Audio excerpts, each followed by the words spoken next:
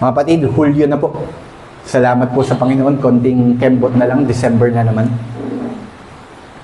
At pasalamat po tayo sa Panginoon kasi 2 months na lang, manganganak na po si Jonah. Salamat po sa Panginoon kasi for 2026, sinustain tayo ng Panginoon, nakapagpatuloy tayo hanggang July. At ngayon po, mga magulang ko at kapatid, na tayo ay nasa buwan ng July, ako po ay excited. At hindi po dahil makatatanggap ako ng regalo sa misis ko bukas. Hindi po yun yung dahilan bakit ako excited. Excited po ako, mga magulang ko at kapatid, kasi ngayon pong buwan na to, i-release po sa sinihan yung pelikula na hinihintay kong panoorin. As if naman mapapanood ko sa sinihan, no? Pero pinakahihintay ko po ito, mga magulang. And you would even consider that I am naive or isip bata pa ako kasi hanggang ngayon ba naman inaabangan mo pa rin yung Spider-Man. Pero eto po ako, mga magulang at kapatid. But what makes me more excited, ang dahilan po kung bakit ako lalo naging excited na panoorin itong Spider-Man, mga magulang at kapatid, kasi nakaraang buwan po, June, nirelease po ng Marvel yung trailer sa pelikulang ito. At yung trailer po, mga magulang at kapatid, para lang po maintindihan natin, yun po yung sneak peek o yung preview na ibinibigay nila para ipaunawa sa iyo yung bagay na aabangan mo doon sa pelikula na kanilang ipapalabas. At yun po yung trailer, yun po yung preview. So nung nakita ko po yung preview ng Spider-Man, I was already excited. Kaya pagdating po ng July 31, si Kikit po first time makakapanood ng sinihan, loobin ng Panginoon. Pero mga kapatid, the reason I am speaking of preview, the reason I am talking about this term preview, kasi po yung talata na ating pag-aaralan sa umagang ito ay nagsisilbi ding preview sa mga bagay na mangyayari sa susunod na pag-aaral natin sa mga susunod na linggo. Ito po yung nilalaman ng ating talata na babasahin sa umagang ito. If you have your Bible, kindly open it with me. Dito po sa John chapter 7 verse 11 hanggang 13. Binasa ko na po ito kanina pero I'm going to read it again just for clarity. John chapter 7 verse 11 hanggang 13. Sabi po dito, hinahanap siya ng mga Hudyo sa pista at pinagtanong kung nasaan siya. At maraming usap-usapan tungkol sa kanya ang mga tao. Ang ilan ay nagsabi, siya ay mabuting tao. Ang sabi naman ng iba, inililigaw niya ang mga tao. Gayunman, walang Hudyong nagsalita ng hayagan tungkol sa kanya dahil sa takot sa kanilang mga pinuno. Mga kapatid, kung naaalala niyo po, last Sunday, we've talked about this particular passage sa John chapter 7 verses 1 hanggang 10 kung saan inintroduce ko po sa inyo yung Feast of the Booths. Yun po yung pista kung saan kinikilala ng mga Hudyo na isa sa pinakamalaking pista na kanilang sineselebrate. It was a feast kung saan inaalala nila yung pagkakataon kung saan yung kanilang mga ninuno ay nanirahan sa mga kubol habang sila ay papunta doon sa promised land na ipinangako sa kanila ng Panginoon. And during that time na malapit na yun po yung pista, si Jesus ay nasa Galilea. Yung pista po ay magaganap sa Judea at siya ay nasa Galilea. And during that time, his brothers came to him asking him, hindi ka ba pupunta sa Judea? Hindi ka ba pupunta doon upang mas lalo ka pang makilala at upang mas lalo pang dumami ang iyong mga alagad? That is the context. Yun po yung nangyayari. At mga kapatid, ito pong verses na aking binasa, yung talata po na ito, ay naglalaman ng mga kaganapan sa Judea bago pa dumating ang Panginoong Jesus. So, last Sunday, we talk about Jesus. Tinatanong siya ng mga kapatid, hindi ka ba pupunta doon? So, wala pa si Jesus doon. Ngayon po, dito, yung ating talata, ipinapakita po sa atin, hindi kung ano yung nangyayari sa Panginoong Jesus, kundi kung ano nangyayari sa Judea, na pupuntahan ng Panginoong Jesus. At bago siya dumating doon, meron na pong kaganapan na nagaganap. At yun po yung pinapakita sa atin ng ating text. Ito yung talata na nagsisilbing preview para sa atin. Nagsisilbing preview ng mga kaganapan sa Judea bago pa dumating ang Panginoong Jesus. This tells us that even before dumating ang Panginoong Jesus sa Judea, may nangyayari na doon na may connection sa Kanya. Yun po yung bagay na makikita natin. Pag binasa natin yung John chapter 7 verse 11 to 13, isa lang po yung conclusion natin. Bago pa dumating si Jesus sa Judea, may nagaganap na. At yung nagaganap doon, may connection sa Kanya. And according to the scripture, even dumating ang Panginoon, even before dumating ang Panginoon sa Judea, hinahanap na siya ng mga tao, hinahanap na siya ng mga Hudyo, at siya po yung topic o siya po yung pinag-uusapan ng mga tao. Imagine, Jesus was in Galilee, siya po ay nasa Galilea, andito po yung Judea, tapos po yung Judea, ang nagaganap sa Judea, kahit wala siya doon, siya yung pinag-uusapan at siya yung hinahanap ng mga Hudyo. Now, it is important for us to take note sa paglalarawan na ginawa ni John na sa mga aganapan na ito. Kasi kapansin-pansin na he made a conscious distinction between sa mga taong naghahanap sa Panginoong Jesus at sa mga taong nag-uusap-usap patungkol sa Panginoong Jesus. Nilinaw ni John na magkaibang grupo ng tao yon. Magkaiba yung naghahanap sa Panginoong Jesus at magkaiba yung grupong nag-uusap-usap sa Panginoong Jesus. Kung titingnan natin maigi, malinaw na sinabi ni Jesus, ni John, na ang naghahanap kay Jesus ay yung mga Hudyo. Samantala, yung mga nag-uusap-usap naman patungkol sa Panginoong Jesus ay yung mga tao. So there were two different groups of people, the Jews and the crowds. The Jews are looking for Jesus, hinahanap nila si Jesus, tapos tulad po yung grupo ng mga tao ay nag-uusap-usap sa Panginoong Jesus.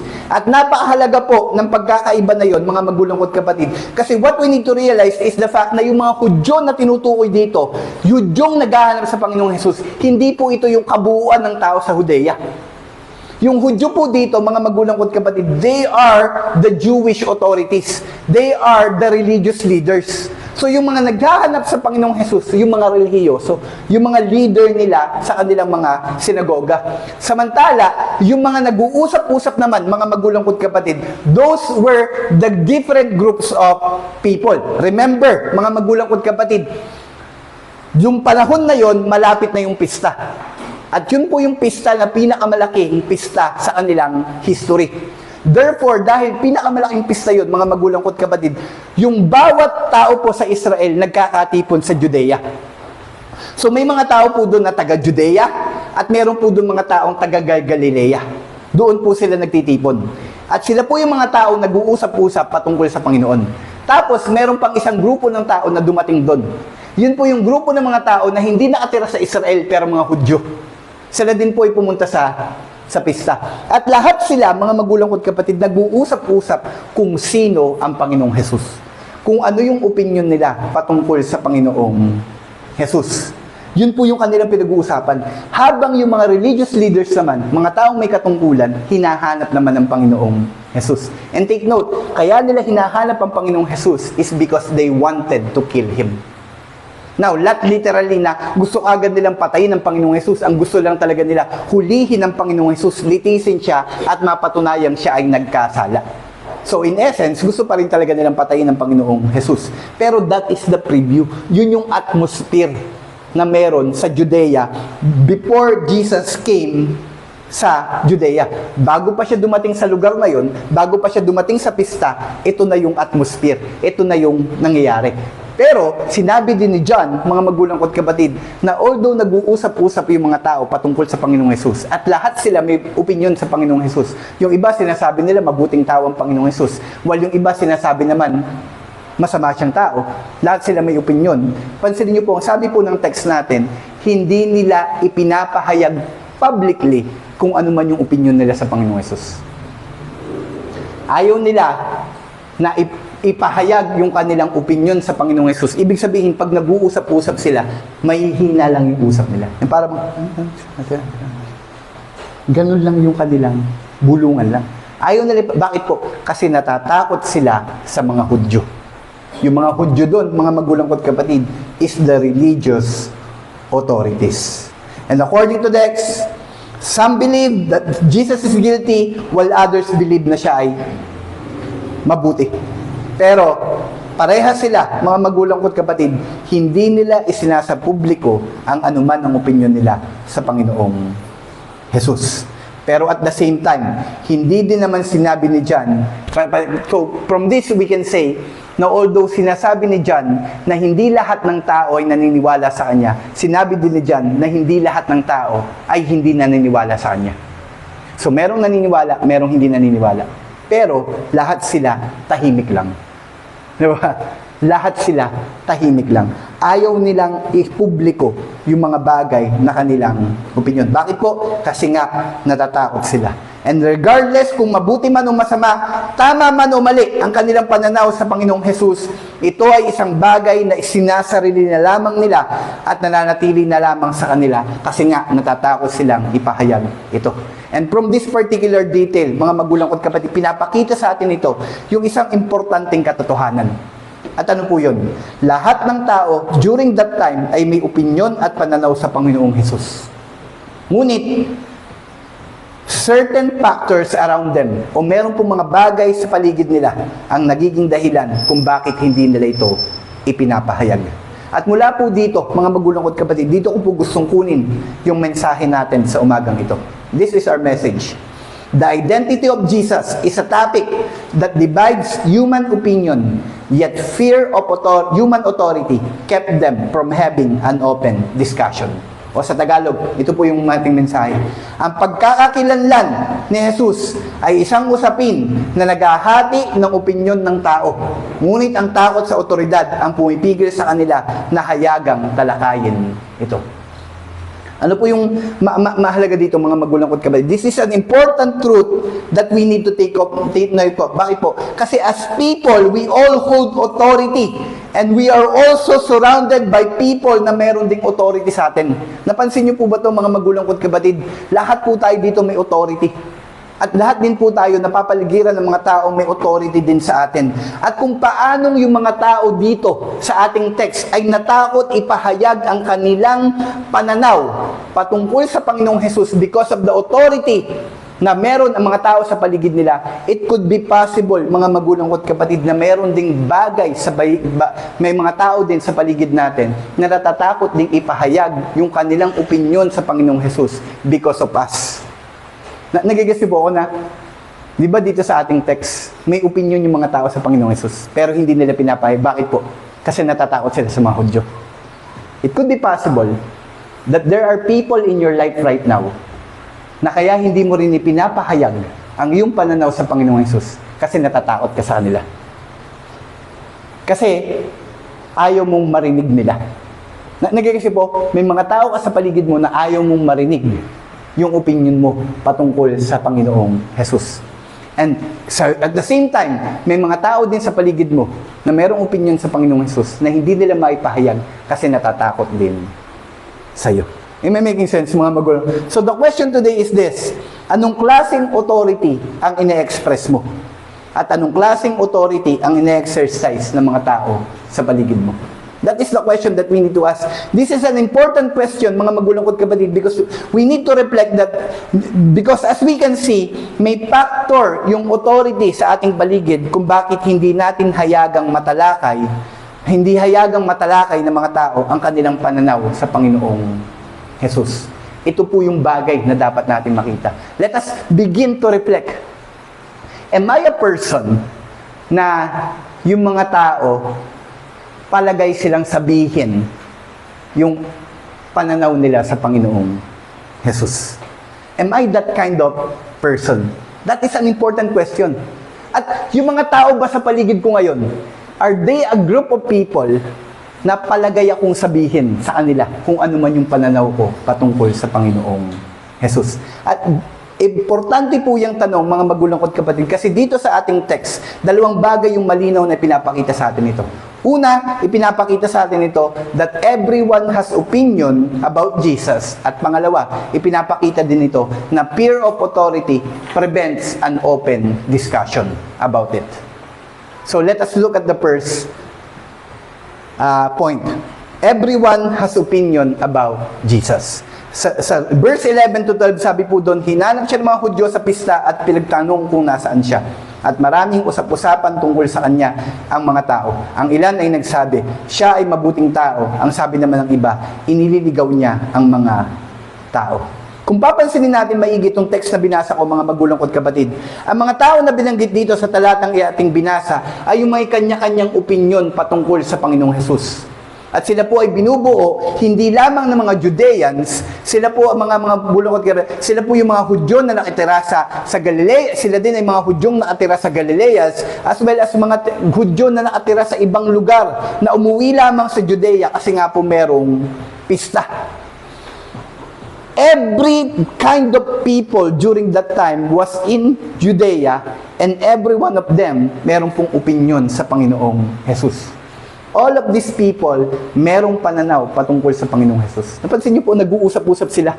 Pinag-uusapan nila, sino ba itong Panginoong Hesus? Some say na siya ay mabuti, while others say na siya ay masama. Some believe, and according to these people, according to the people na sinasabing siya ay masama, nililigaw niya lang yung mga tao. But the interesting part is this: it could be possible na hindi lahat ng ito was able to encounter Jesus. So maintindihan niyo po ito Meron silang pananaw patungkol sa Panginoong Hesus, pero it could be possible na hindi lahat sila nakilala ang Panginoong Hesus. Nagigasi po ako. Kasi yung iba galing pa sa malayong lugar sa sobrang popularidad lang ng Panginoong Hesus, naririnig nila ang Panginoong Hesus. And that is why meron silang pananaw sa Panginoong Hesus. It could be possible na hindi nila nakita ng personal ang Panginoong Hesus. Narinig lang nila. Pero still, mga magulang ko't kapatid, meron pa rin silang pananaw sa Panginoong Hesus. And even though magkakaibang kanilang opinion na ibinigay, mga magulang ko't kapatid, the point of the matter is this: meron pa rin din silang opinion patungkol sa Kanya. And this is the point that I want to make this morning. People, even without proper theology, will have a position concerning the identity of Jesus Christ. O sa Tagalog, mga magulang, ang mga tao, kahit walang maayos na pag-aaral patungkol sa Panginoon, ay merong posisyon patungkol kay Jesus. Tatandaan niyo po ito, mga magulang ko't kapatid. Kahit yung hindi nag-church, may pananaw yan sa Panginoong Hesus. May posisyon yan sa Panginoong Hesus. At yung katotohanan na yan, mga magulang ko't kapatid, ay maliwanag na ipinapakita ng ating teksto. Kung babalikan natin ang ating talata na ating inaaral, kapansin-pansin na kahit ang mga taong hindi nagkaroon ng personal na encounter sa Panginoon was actually giving an opinion patungkol sa kung sino siya. At kung paanong ito ay totoo sa panahon nila, mga magulang ko't kapatid, makikita din natin itong nagaganap sa ating panahon. Kung sa panahon nila may opinion ng mga tao patungkol sa Panginoong Hesus, ganun din sa ating Panginoon. Mga kapatid, whether we like it or not, the truth is, everyone has an opinion about who Jesus is. At yung opinion na yun, nag-e-exist even from those people na walang kahit anumang relasyon sa church, na walang experience sa church. At mga magulang ko't kapatid, although masarap yung pakinggan, ay may opinion pala sila sa Panginoong Hesus, actually that is a problem. Problema ito kasi madalas hindi tama ang opinion ng mga tao patungkol sa Kanya. Tatandaan niyo po ito, hindi porket may opinion ng isang tao sa Panginoong Hesus, tama ang opinion niya. Tanungin niyo na lang po si Jonah, naging teacher po siya, nag-resign na lang po Pero hindi lahat na nagtataas ng kamay na may sagot, ibig sabihin tama yung sagot. At ganoon din po sa atin. Hindi po porket may opinion ka patungkol sa Panginoong Hesus, tama ang iyong opinion. And di ba, yan po yung bagay na makikita natin sa ating inaaral. Pansinin niyo po, may opinion sila. Yung iba, ang sabi nila, siya ay mabuting tao. While others believe na siya ay nililigaw lamang ang mga tao. May opinion sila, pero hindi laging tama. There are people sa ating talata na ang tingin kay Jesus ay mabuting tao, while others believe na siya ay nanliligaw lamang. Mga kapatid, same thing is happening today. Marami po sa mga tao sa paligid natin ngayon, ang ganyan din ang pananaw. May mga tao sa paligid natin ngayon, ang tingin sa Panginoong Hesus mabuti, while others believe na siya ay hindi totoo. Na hindi naman talaga yan Panginoon. There are people who believe that kind of worldview. This is why ang pinakamalaking problema sa panahon natin ngayon, mga magulang ko at kapatid, ay hindi kawalan ng opinyon patungkol sa Panginoon. Bagos sa pinakamalaking problema sa panahon natin ngayon ay ang katotohanan na mga tao ay may pananaw o opinyon, ngunit madalas hindi naman ito tama o totoo. And this is a problem. Kasi ang nagdedetermina kung paano natin itatrato si Kristo ay yung ating pananaw patungkol sa Kanya. You have heard this from me a million times. Lagi niyo pong maririnig sa akin to. Kung paano mo nakikilala ang Panginoon, ganun mo din siya itatrato. So pag mali ang pagkakilala mo sa Kanya, magiging mali din ang pagtrato mo sa Kanya.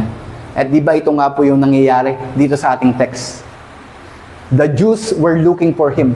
Hinahanap siya ng mga Hudyo. Hindi dahil may kailangan sila sa Panginoon, kundi dahil para sa kanila, masama ang Panginoon. So, tinatrato nila ang Panginoon in this way kasi ganito nila nakikilala ang Panginoon. So, beware. It is important for us to realize ano ba yung pananaw natin sa Panginoong Jesus. And it could be possible, mga magulang ko at kapatid, listen to me very carefully. It could be possible na yung kataparan din natin patungkol sa mga bagay patungkol sa Panginoon, it is also because of our opinion or kung ano yung pananaw natin patungkol sa mga bagay na tungkol sa Kanya.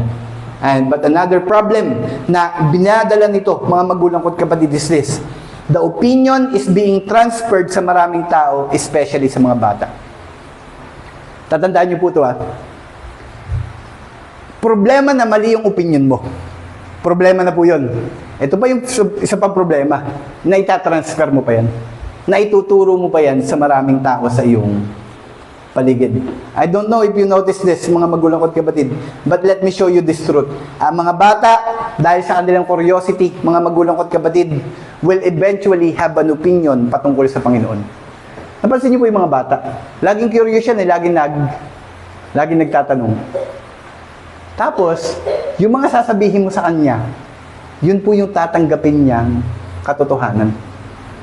At nakakatakot, mga magulang ko at kapatid, dahil ang lahat nga ng tao ngayon may opinion sa Panginoong Hesus, tinatransfer pa nila yan sa mga bata. Naalala ko, there are people dati na naririnig ko, tinuturuan nila yung anak nila, bawal sila magkulit kasi puputulin ni Jesus yung kanilang kamay. Nakakatakot. Imagine the kind of Jesus that you are trying to portray to your son or daughter. Ganun yung pananaw mo kay Jesus. Ganun yung Jesus na itinuturo mo sa anak mo. Pagka nagkamali siya, puputulin ni Jesus yung kanyang kamay. Naalala ko, meron pa dating worship leader, sabi niya, itaas niyo yung kamay niyo, pag hindi niyo tinaas yan, puputulin niya ng Panginoon. Worship leader yun, mga magulang ko at kapatid. And that is being transferred. And that is why, mga magulang, I keep on telling you, hindi po, ang pinakamalaking problema natin, hindi yung kawalan ng pananaw sa Panginoon, kundi yung katotohanan na meron tayong pananaw patungkol sa Kanya. And the question today is this. Saan nila nakukuha yung pananaw na iyon? Did it came from the Bible or from the world? Nanggaling ba yun sa salita ng Diyos o nanggaling lang yun sa mundo? And if you love the kids, kung mahal mo ang iyong mga anak, mahal mo yung mga bata, mga magulang ko at kapatid, hindi mo hahayaan na yung pananaw nila, ang pinanggagalingan, mga magulang ko at kapatid, ay yung mga tao lang sa paligid, kundi dapat galing sa salita ng Diyos. And this is why, ito po yung hamon ko sa bawat isa. Mga kapatid, since having an opinion o pananaw patungkol sa Panginoon is inescapable. Ibig sabihin, hindi natin matatakasan. Lagi tayong magkakaroon ng pananaw patungkol sa Kanya. Let us then make sure na ang pananaw natin sa Kanya ay tama at totoo. Kasi mga magulang ko at kapatid, listen to me very carefully. Darating at parating ang panahon, itatransfer mo yan.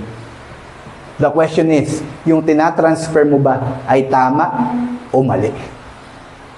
Kasi whether you like it or not, you will share it to someone else.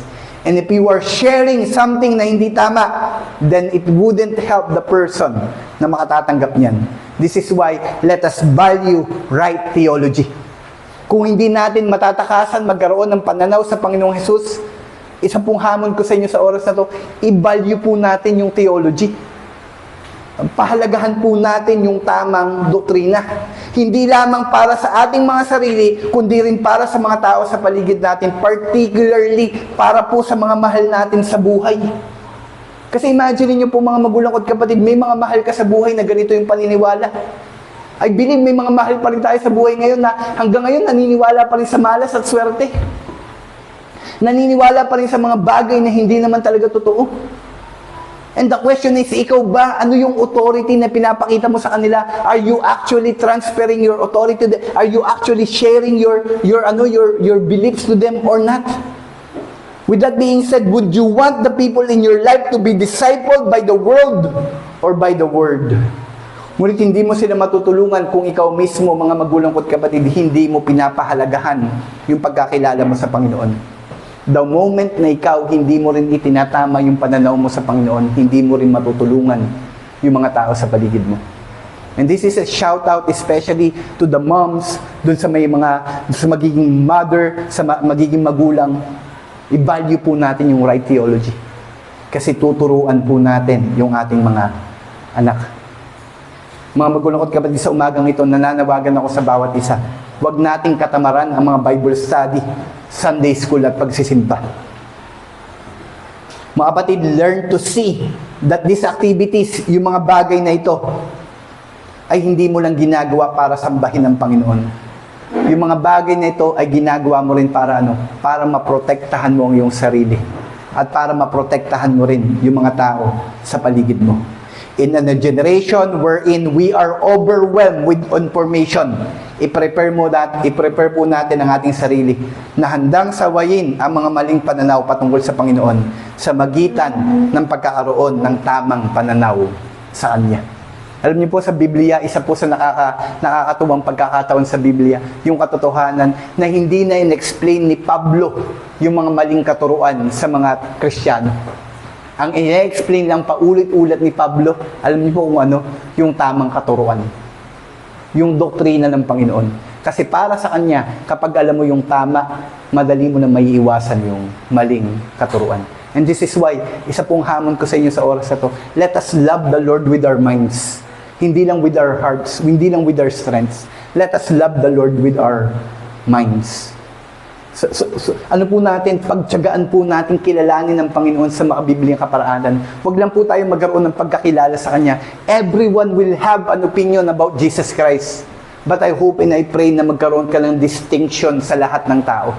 Nawa, yung pananaw mo sa Panginoong Jesus ay hindi nang galing sa mundo, kundi nang galing sa salita mismo ng Panginoon. This is explicitly seen in our text. Yung mga tao dito sa ating text na binabasa, ano pong meron sila? Meron silang pananaw sa Panginoong Hesus. Lahat sila. At lahat din po tayo meron sa pananaw sa Panginoong Hesus. Ang hamon ko lang po sa mga magulang ko't kapatid ay magkaroon tayo ng pananaw na tama. At pangalawang bagay na gusto ko makita natin dito sa ating text is this. Fear of authority prevents open discussion. Sabi po sa John chapter 7 verse 13,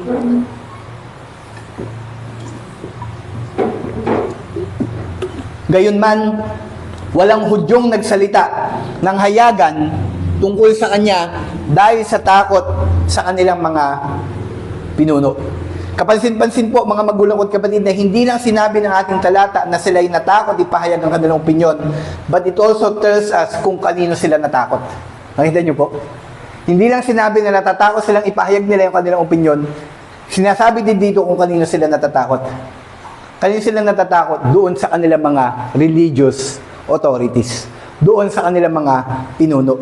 Mga kapatid, yung salita pong takot dito ay nanggaling po sa Greek word na phobos. At dito din po nanggaling yung word na phobia. Alam niyo po kung saan nanggaling yung word na phobia? Galing po yun sa Greek word na phobos, na sa English ay fear. At kung titignan natin maigi yung context, we can deduce o we can say na yung dahilan bakit natatakot silang ihayagang sabihin ng kanilang pananaw patungkol kay Jesus ay dahil natatakot sila sa pwedeng gawin sa kanila ng mga religious authorities. Remember, the Jews that they were afraid of, these are religious authorities. These are people who hold authority. Ang mga taong ito ay may kakayahang i-exclude sila socially, i-discipline sila, at sirain ang kanilang reputasyon o itiwalag sila sa kanilang mga sinagoga. At dahil ito yung otoridad ng mga taong ito, mga magulang ko't kapatid, ito din yung dahilan, mga magulang ko't kapatid, kung bakit hindi nila ipinapahayag o hindi nila ipinaparinig sa kanila yung pananaw nila sa Panginoong Jesus. And this is why kung ating mapapansin, hindi sinabi ng mga scripture na yung mga pabor lamang kay Jesus. At ang nakakatuwa pa mga magulang ko, ang interesting dito, hindi lang sinabi ng scripture na yung mga pabor lamang kay Jesus ang hindi nagpapahayag ng kanilang opinion. Kahit yung mga hindi pabor kay Jesus, hindi na rin nila pinapahayag yung kanilang opinion publicly. Not because they don't want to, but because they are afraid.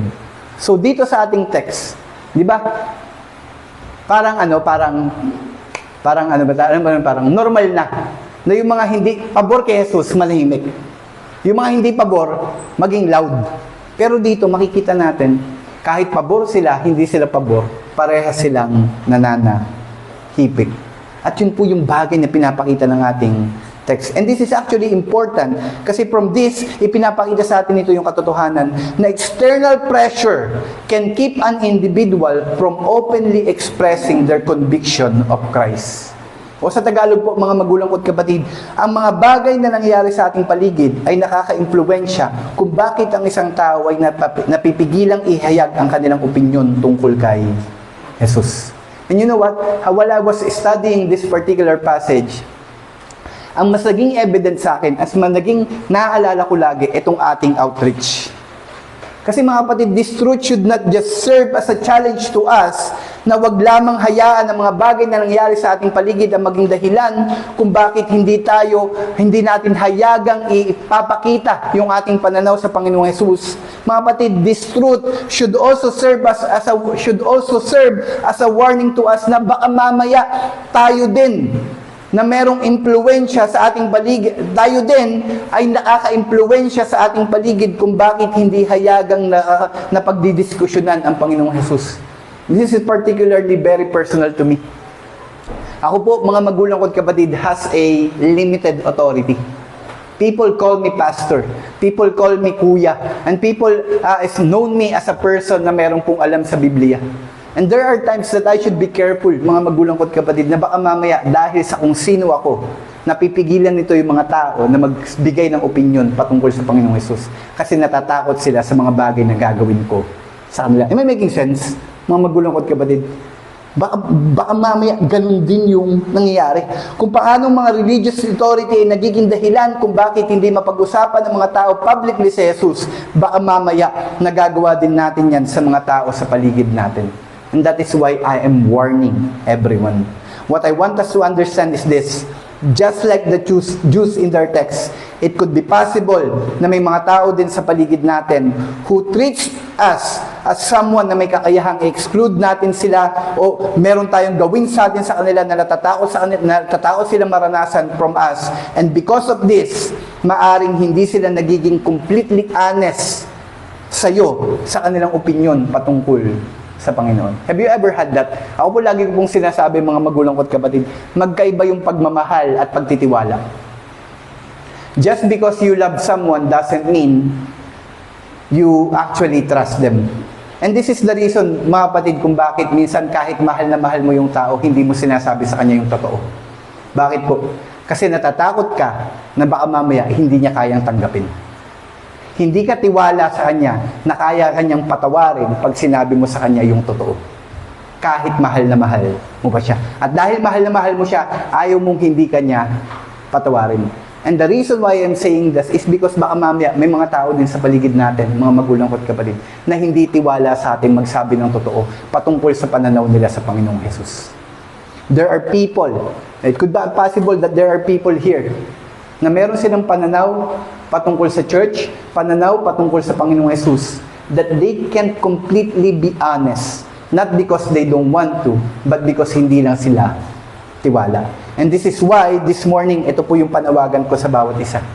Mga kapatid, let us cultivate a culture dito sa ating outreach kung saan we can freely discuss our thoughts about Jesus Christ. Magkaroon po tayo ng kultura dito sa ating outreach kung saan everyone is welcome na sabihin kung ano man yung pananaw nila. Kasi alam niyo po, hanggat hindi mo pinahayag yan, hindi yan may tatama. At baka mamaya, pag hindi mo ipinahayag yan, mga magulang ko't kapatid, the reason kung bakit yung iba, hindi yan sinasabi kasi natatakot sila, feeling nila sila lang yung ganun. Am I making sense? And this is why mga magulang ko't kapatid, this is my challenge, let us cultivate a culture dito sa ating outreach kung saan we can freely discuss our thoughts about Jesus Christ. Not just the thoughts na pabor tayo, but also the thoughts na hindi tayo pabor. Mga kapatid, I want us to realize na hindi nangangamba ang Panginoon when we doubt Him. This is something that we need to take note of. Mga magulang at kapatid, pag nagdududa ka sa Panginoon, hindi po nagkakaroon ng problema ang Panginoon. Ikaw po yung may problema dun. And the thing that you need to realize is this, ang pinakamalaking problema mo, hindi yung pagdududa mo, kung hindi yung katotohanan na kinikimkim mo. Have you ever had an opportunity na nagkaroon ka ng problema sa kapartner mo kasi meron kang pagdududa sa kanya pero ayaw mong sabihin? Lalo bang bumubuti nung hindi mo sinasabi? Di ba lalong lumalala? Bakit po? Kasi darating at darating yung panahon, mga magulang ko't kapatid, sasabog ka. And this is why kung meron kang naiisip, pabor man o hindi, ang tamang bagay na gawin dyan, iproseso mo sa tamang avenue. Ihayag mo, huwag kang matakot. Kasi hanggat hindi na pag-uusapan, hindi po maayos. Mga kapatid, let us begin to trust one another. Let us begin to trust na anuman yung sabihin ko dito will completely be safe. And I trust that these people will actually correct me lovingly. Na itatama nila ako kasi mahal nila ako. At kasi unless ma-voice out natin ang ating opinion about it, what we are building is a culture na parang time bomb. Darating at darating ang panahon na sasabog at sasabog yan. Let us be courageous then to ask questions. Mga kapatid, nahamon ko po kayo. Pag meron pong Sunday school, maging matapang po kayong tanungin yung tanong nyo. Huwag po kayong mahiya. Kasi baka mamaya meron na pala kayong tanong, tapos pagkatapos na sa kayo naguguluhan, dapat pala tinanong ko. Alam mo po, hindi naman sana magulo, pero dahil ayaw mong tanungin, kaya ka lalong naguguluhan. Mga magulang ko't kapatid, this is the same thing that is happening in our text. Meron silang opinion sa Panginoong Jesus, pero walang gustong magsalita. Bakit po? Kasi natatakot sila. And I hope and I pray na tayo po dito, mga kapatid, let us be courageous enough to ask questions. Mga kapatid, whenever we keep silent, whenever we stop voicing our opinion, hindi po yan nakakatulong. What we need is a place in our lives where we can be vulnerable, na pwede nating sabihin yung mga bagay na gusto. And at the same time, nananawagan din ako sa bawat isa na matutong magpasakop at magpakumbaba. Let us allow the Scripture ang mag-ayos ng anumang disagreement. Kung meron ka mang hindi pabor, at kung meron ka mang pabor, mga magulang ko't kapatid, ang hayaan nating mag-ayos niyan, yung salita ng Diyos. Hindi si pastor, hindi yung ating kapatid, kundi yung salita ng Diyos. After voicing out our opinion, and a good answer from the Scripture was given, let us submit sa salita ng Diyos. Meron kang issue, binoise out mo, tapos nasagot naman ng Scripture, magpakumbaba ka, magpasakop ka. Bakit po? Kasi salita na ng Diyos ang nagsasalita. Huwag nating hayaan ang ating damdamin, kinagisnan, o even ang ating karanasan ang mag-unite sa atin. Alam niyo po, nakakalungkot minsan sa isang church, ang nag-unite na, ang dahilan kung bakit sila nagkakaisa, yung pagkagusto nila sa isa't isa. Alam niyo po yung relation, si Mama Ems kasi yan kaya okay kami. Si Elaine kasi yan, kaya okay kami. Hindi po mga magulang at kapatid. What should unite us is not our relationship. What should unite us ay walang iba, kundi yung salita ng Diyos. Nawa po, kaya tayo nagkakaisa, hindi dahil gusto natin ang isa't isa. Nawa po, hindi tayo nagkakaisa kasi masarap yung merienda ni Ate Jean. Nawa po, hindi natin tinatanggap si Jonah kasi buntis lang siya. Yung pagka hindi na siya buntis, wag na natin siyang tanggapin.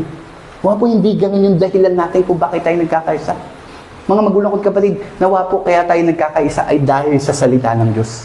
Kasi pinaniniwalaan natin na yung Biblia ay salita ng Diyos. At yung itinuturo nito, yung paraan kung paano ko dapat mamuhay at sumamba sa Panginoon. It should always be the Word of God that should unite us. After all, di po ba, ito yung sola scriptura. Ang ibig sabihin ng sola scriptura, ang final authority natin, hindi si pastor, hindi yung mga matatanda sa church, kundi walang iba, kundi yung salita ng Diyos. Therefore, let us wrestle our opinion with the Word of God, and from it, let us build the unity of the church. And as I close, let me just say na ang talata natin sa umagang ito ay pinapakita sa atin ang katotohanan na ang identity ni Jesus ay isang paksa na hindi natin kayang maiwasan. Kahit saan ka pumunta, whether that place is a place na napuntahan na ng Panginoong Jesus o hindi. Pansinin niyo po, nasa Galilea siya, wala pa siya sa Judea. Pero kahit yung mga nasa Judea, hindi siya matakasan. Pinag-uusapan na siya. What does it tell us? That the inescapable one ay walang iba, kundi ang Panginoong Jesus. Hindi mo matatakasan ang Panginoong Jesus. You will always have a position. Either you are for Him or against Him. Si Jesus, yung isang topic na hindi mo kayang iwasan. It is something na lagi kang magkakaroon ng posisyon. At kung anong posisyon, at kung paanong dito sa ating talata ang mga tao ay na-divide ang kanyang pagtanggap, na-divide lamang sa pagtanggap at pagtanggi sa kanya, ganun din sa atin, mga magulang at kapatid. Lahat ng tao di sa lupa, mahahati sa dalawang grupo. Yung iba na kay Kristo, at yung iba wala kay Kristo. And that's one thing that I want to tell you is this: there is no neutral ground. Walang nasa gitna lang. You are either for Him or against Him. But here is the good news. Although hindi natin matatakasan ang Panginoong Jesus, ito po ang mabuting balita para sa mga taong na kay Kristo. Hindi Kanya tatakasan. Ang Panginoong Jesus ay isang Diyos na hindi tayo tatakasan. Therefore, ang panalangin ko sa umagang ito, lumapit po tayo sa Kanya.